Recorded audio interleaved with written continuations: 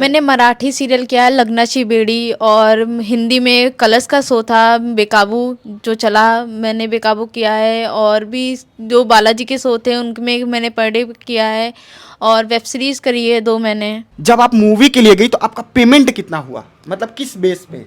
Payment कितने दिन का काम था और कितना उन्होंने पेमेंट? सिर्फ 5 दिन का काम बोला था कि आप आ जाइए, और पर डे के हिसाब से। फिर मुझे एक जगह से कॉल आया कि आप यहाँ आ सकते हो क्या, यहाँ पर एक मूवी का शूट है और आपकी हेयर स्टाइल बहुत अच्छी है। नमस्कार, आपका स्वागत है हमारे फोकट की न्यूज़ में। अभी हमारी मौजूदगी है मुंबई शहर महाराष्ट्र में, और हमारे पास में है कानपुर की रहने वाली प्रिया यादव जी।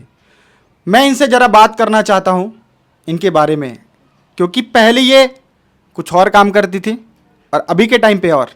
तो ज़रा मैं बात करना चाहता हूँ कि ऐसा क्या हुआ और क्यों हुआ, क्या कहना चाहेंगे? पहले तो मैं प्रणाम करना चाहूँगी आपके चैनल के सारे दर्शकों को। मैं पहले मॉडलिंग करती थी, बट बाद में मैं पहले मेरे पापा सपोर्ट ज़्यादा करते थे, अभी भी मेरे पापा मुझे सपोर्ट करते हैं। मुंबई मेरे लिए एक ड्रीम थी कि मैं मुंबई कैसे जाऊंगी, कब जाऊंगी, मैं सोचती थी, बचपन से ही सोचती थी। लेकिन मैंने सोचा मॉडलिंग करी, डांसिंग करी, ऑडिशन दिए बहुत जगह, नहीं हुआ। मॉडलिंग करती थी आप? कानपुर में मॉडलिंग करती थी? जी, मैंने अच्छा। बेस्ट कौन से ईयर में मॉडलिंग करती थी आप? मैंने मॉडलिंग करी है 2018 में। ओह, 18 में किया, फिर उसके बाद लॉकडाउन लग गया तो मैंने फिर ब्यूटिशियन का कोर्स किया, और उसके बाद मुझे हेयर का काम आया, मैं हेयर स्टाइलिस्ट की जॉब करने लगी। आप जब मॉडलिंग का काम करती थी, आपको ब्यूटिशियन का काम सीखने का ऐसे कैसे आ गया आपके दिमाग में? एक्चुअली में ये था ना, मैं मॉडलिंग करती थी, मॉडलिंग करने के बाद मुझे लॉकडाउन लग गया। लॉकडाउन के बाद से कुछ होने नहीं लगा, जाने आने के लिए सारी चीज़ें बंद हो चुकी थी, तो कोई ऑप्शन नहीं दिखा। तो मुझे शौक था मेहंदी वगैरह का और मेकअप, हेयर का, सारी चीज़ें का। तो मैंने क्लासेस लिया, मेरे पापा ने सपोर्ट किया, मैंने क्लासेस लिया। फिर मुझे एक जगह से कॉल आया कि आप यहाँ आ सकते हो क्या, यहाँ पर एक मूवी का शूट है और आपकी हेयर स्टाइल बहुत अच्छी है। तो मैंने कहा कि ठीक है। मैंने पापा से परमिशन ली, पापा मुझे सपोर्ट किया, पापा मुझे लेकर गए। पापा ने मुझे वहाँ पर छोड़ा, सब कुछ देखा, देखने के बाद मुझे सपोर्ट किया। करते करते मैं यहाँ हेयर करने लगी, हेयर करते करते मुझे सपोर्ट मिला, तो मैं मुंबई आ गई। तो मतलब जितना भी आपने काम किया, पढ़ाई के टाइम में ही मॉडलिंग करती थी और पढ़ाई के ही टाइम में आपने ब्यूटिशियन का काम सीखा? नहीं, मैंने इंटर के बाद से मॉडलिंग करना स्टार्ट किया था, और जब मेरा बीए सेकेंड ईयर हो गया था उसके बाद से लॉकडाउन लगा तो मैंने ब्यूटिशियन का कोर्स किया। अच्छा, तो मुंबई आप कौन से ईयर में आई थी? मुंबई में आई हूँ 2023 में, मैं भी 1 साल होने वाला है। अच्छा, मुंबई में आपको आए सिर्फ 1 साल हुए, तो अभी यहाँ पे क्या क्या चल अभी रहा है? 1 साल कंप्लीट नहीं हुआ है, जनवरी में कंप्लीट होगा। अच्छा, अभी तो मैं हेयर कर रही थी, लेकिन बट मुझे इतना इंटरेस्ट उसमें नहीं है। वो एक प्लेटफॉर्म था मुझे कि जो इस लाइन में थी, मैं उस लाइन से मैं हट गई थी, लेकिन मुझे यही एक प्लेटफॉर्म मिला कि मैं उस लाइन में दोबारा जा सकूं। तो मुझे जो था मेरा बचपन का ड्रीम, एक्टिंग, मुझे वो करना है, और मुझे एक प्लेटफॉर्म मिला है यूट्यूब। तो मतलब पहले ये प्रिया यादव जी मॉडलिंग करती थी, पढ़ाई खत्म नहीं, मतलब रनिंग पढ़ाई में। उसके बाद इन्होंने ब्यूटिशियन का कोर्स किया लॉकडाउन में, जी, और इनके पापा कहीं ना कहीं बहुत सपोर्ट किए। एक बाप अपने बेटी में और बेटे में फर्क नहीं देखा? कभी नहीं देखा उन्होंने। आपके भाई को आपके पापा ज्यादा मानते हैं या फिर आपको? नहीं, उन्होंने तीनों बच्चों को हमेशा बराबर माना है। बराबर प्यार किया? बिल्कुल। और आपने जो ब्यूटिशियन का कोर्स किया था उसमें कितना खर्चा हुआ था? ब्यूटिशियन का कोर्स मेरा कंप्लीट नहीं हो पाया था, क्योंकि उसमें 60,000 का कुछ कोर्स था वो। तो मेरे 60,000 रुपए? जी, तो पापा ने मेरे 20,000 एडवांस जमा किया था, और 20,000 में मैंने सिर्फ 1 महीना ही सीख पाई थी। उसके बाद मुझे कॉल आ गया, तो मैं हेयर का, स्टाइलिस्ट का करने लगी थी जॉब। ये देखिए, आधे अधूरे में भी काम सीख के काम से पैसा कमा रही हैं। मतलब 60,000 रुपए का कोर्स था, इन्होंने 20,000 रुपए दे के कोर्स सीखा, और फिर बीच में काम आ गया, और फिर मूवी, जो सपना होता है लोगों का, फिल्मी इंडस्ट्रीज में आ गई। जी, तो आपको पहली मूवी जब आपने किया था, तो आपका काम कैसे उन लोगों को पता चला था? उनको मैंने इंस्टाग्राम पे फोटो वगैरह डालती रहती थी, मैं हेयर स्टाइल जो भी करती थी, मेहंदी लगाती थी, हेयर स्टाइल करती थी, तो उन्होंने देखा, तो देखने के बाद मुझे कॉल किया था इंस्टाग्राम। हाँ, आपके इंस्टाग्राम से कांटेक्ट हुआ? जी, देखिए, इंस्टाग्राम आज के टाइम पे एक बहुत बड़ा प्लेटफॉर्म है जहां से लोगों को काम मिल जाता है। और साहब, आपको बता दूं, यहां पे लोग इंस्टाग्राम पे 500 फॉलोअर्स नहीं बढ़ा पाते हैं। इसलिए नहीं बढ़ा पाते हैं क्योंकि वो काम नहीं करते। अच्छा एक बात बताइए, जब आप मूवी के लिए गई तो आपका पेमेंट कितना हुआ, मतलब किस बेस पे, पेमेंट कितने दिन का काम था और कितना उन्होंने पेमेंट? सिर्फ 5 दिन का काम बोला था कि आप आ जाइए और पर डे के हिसाब से 1000 रुपये आपको देंगे। तो मैंने कहा कि ठीक है, मैं देख लेती हूँ। मुझे शौक भी बहुत था। काम अभी सीखते टाइम आपको 1000 रुपये पर डे आ गए, अंदर तो बहुत एनर्जी होगी हाँ, क्योंकि कि फिल्मी दुनिया में भी जाने को मिल रहा है। हाँ, और क्योंकि ब्यूटिशियन में जो भी था, मतलब कि उन्होंने बोला था मैम ने कि अगर आप सीख लोगे तो मैं आपको मंथली में आपको 15,000 दूंगी। तो मुझे लगा कि अगर मैं मंथली में 15,000 कमा रही हूँ, यहाँ पर डे में 1000 रुपये कमा रही हूँ, तो कहीं ना कहीं मुझे वो उसमें ज़्यादा प्रॉफिट अच्छा, है। आप जब पहली मूवी की थी तो उस मूवी का नाम क्या था जिसमें आप हेयर स्टाइलिस्ट गई थी? वो पहली मूवी का नाम था pocket money. Pocket money Hindi movie थी या भोजपुरी या फिर किसी और लैंग्वेज का? नहीं नहीं, वो भोजपुरी मूवी थी। अच्छा, जी। तो 5 दिन का आपका मूवी कंप्लीट हो गया। जी, मूवी मतलब कंप्लीट पहले हो चुकी थी। 5 दिन का उनका शेड्यूल बाकी था सॉन्ग का। तो जब आपने पहली मूवी कंप्लीट कर लिया, आप अपने घर पे आई और 5,000 रुपया आप किसके हाथ में दी? मैंने सबसे पहले पापा को दिया। पापा ने क्या बोला? पापा खुश हो गए थे। उन्होंने बोला कि मम्मी मेरी थोड़ा डरती हैं, बहुत डरती, थोड़ा नहीं बहुत डरती थी वो स्टार्टिंग में।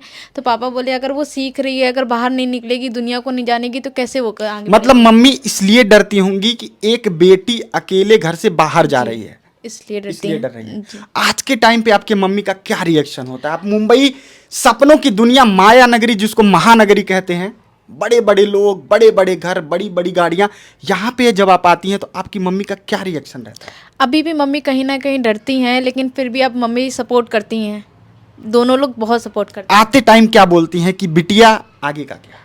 आते टाइम तो वो रोने ही लगती हैं कि मत जाओ, अभी मत जाओ, थोड़ा कुछ दिन रुक जाओ, कुछ दिन रुकने के बाद चली जाना। रोती हैं, कहती याद आती है। अभी भी फ़ोन करती तो बोलती अकेले रहती हूँ, याद आती है। अच्छा, अगर मैं बात करूं तो आपने हिंदी मूवी या फिर जो टीवी सीरियल्स होते हैं उसमें आपने कभी ट्राई किया, काम किया कि नहीं किया? नहीं, उसमें तो अभी ट्राई नहीं किया मैंने, क्योंकि मैंने देख लिया कि इसमें बहुत सेक्रीफाइस है और इतना कंपटीशन है इस लाइन में कि सपोर्ट के बिना कुछ हो ही नहीं सकता। और मुझे अभी यहाँ सपोर्ट नहीं है मुंबई में। मतलब हेयर स्टाइलिस्ट का काम भी नहीं मिलता है टीवी सीरियल और मूवीज में? नहीं, हेयर स्टाइलिस्ट का काम तो मैंने बहुत से सीरियल अच्छा। में किया है, मूवी में किया है, वेब सीरीज की आप है। कोई नाम बता सकती हैं हमारे दर्शक को, जिस जिस सीरियल में, जिस टीवी मूवी में आपने काम किया, कुछ भी हमारे ऑडियंस का, या फिर किसी के साथ में? जैसे मैंने मराठी सीरियल किया है लग्नाची बेड़ी, और हिंदी में कलर्स का शो था बेकाबू जो चला, मैंने बेकाबू किया है। और भी जो बालाजी के शो थे उनमें मैंने पर डे किया है, और वेब सीरीज करी है 2 मैंने। यहाँ पे अगर बात किया जाए, जो अभी तो आपने भोजपुरी मूवी किया 1000 रुपये पर डे, मुंबई जैसे शहर में बालाजी का नाम बहुत बड़ा है, आपने बेकाबू एक सीरियल का भी नाम बताया, वहाँ पे आपको क्या मतलब पेमेंट के तौर पे, अगर मान लीजिए गांव से कोई बिटिया देखना चाहती है और मुंबई में एक हेयर स्टाइलिस्ट बन के उभरना चाहती है, तो आप उनको क्या कहना चाहेंगे? बालाजी में भी कोई खास पेमेंट नहीं है, 1300 ही पर डे का देते हैं वो लोग। और जो हम लोग को बुलाते हैं वो भी कमीशन लेते हैं ऑब्वियसली, तो वो हम लोग को 900 1000 समथिंग इतना ही देते हैं, उससे ज़्यादा कभी नहीं देते। मतलब अगर मिला लिया जाए तो 1000 रुपया ही इनको पेमेंट मिलता है।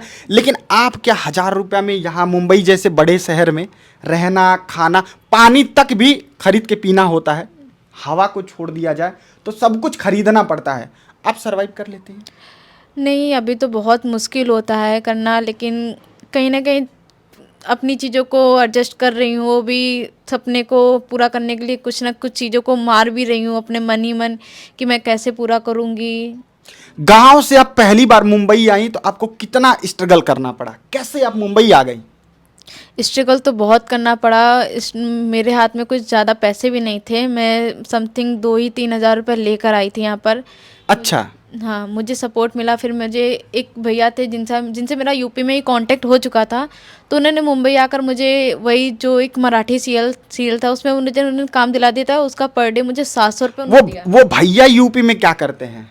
वो भैया यूपी में वो भी इस इंडस्ट्री लाइन से थे। अच्छा। हाँ, ड्रेस ज़्यादा थे, वो ड्रेस में काम करते थे। तो उन्होंने मुझे जो सीरियल दिलाया उसमें मुझे 700 रुपये मिला। तो मैंने उससे कुछ ना कुछ मतलब करा। एक महीना करने के बाद मैंने कुछ अपना खर्चा निकाला, रूम का रेंट निकाला, डिपॉजिट दिया। इससे करा मैं। मतलब जब आप आई तो डायरेक्ट रहने का खाने का कैसे आपने मैनेज किया? कि अगर कोई चाहता हो कि मुंबई में गांव से उठ के आना तो उसको एक थोड़ा सा रास्ता मिल जाए क्या, आने के बाद कैसे क्या? मैं यहाँ आई तो मैंने पता किया था पीजी के लिए, तो पीजी में ही मैं रही। अच्छा, पीजी में क्या भाड़ा देना होता है? पीजी में तो मैंने 2000 दिया पर मंथ का।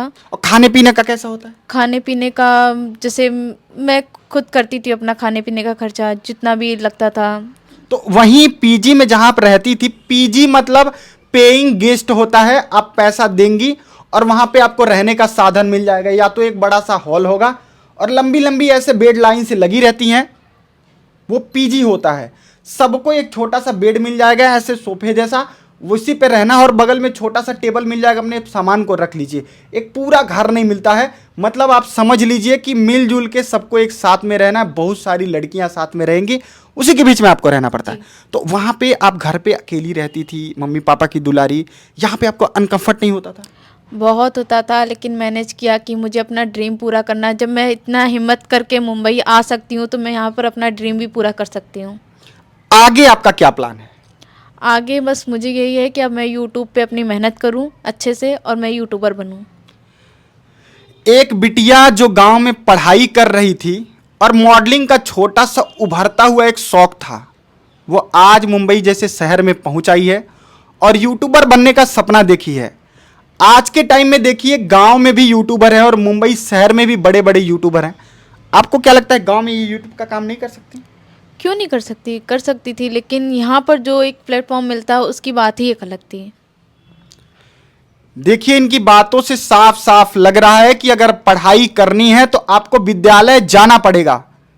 ऐसे ही इस बिटिया ने बहुत सारा संघर्ष किया और नाम मुकाम पाने के लिए मुंबई जैसे शहर में आई। आपको क्या लगता है कि अभी कितने दिन पहले से आपने यूट्यूब पे काम करना स्टार्ट किया, या फिर कितने टाइम में? सबका एक चहेता होता है, सपना होता है सिल्वर बटन पहले। अभी तो मैंने स्टार्टिंग करी है और मैं सोच रही हूँ कि जल्द से जल्द मुझे मिल जाए, मैं मेहनत करूँगी। अच्छा, आपके चैनल का नाम क्या है, हमारी जनता को बता दीजिए। यादव प्रिया ब्लॉग्स। आप हमारी जनता से क्या कहना चाहते? आप लोग प्लीज़ मुझे सपोर्ट करिए और मेरे चैनल को आप सब्सक्राइब लाइक करिए। देखिए, अगर आप कोई भी मुकाम पाना चाहते हैं तो उसके लिए बहुत संघर्ष करना पड़ता है, और प्रिया यादव ने बहुत संघर्ष किया और यूट्यूब की दुनिया में अभी एंट्री करने जा रही हैं। यूट्यूब की दुनिया में एंट्री करने के बाद शायद इनका कोई और बड़ा सपना होगा, उन सपनों को ऊपर वाला साकार करे। मैं अपनी बातों को यहीं पे विराम देता हूं और महादेव जी से कामना करता हूं कि इनके सपनों को पूरा हो। तब तक के लिए जय हिंद, जय भारत।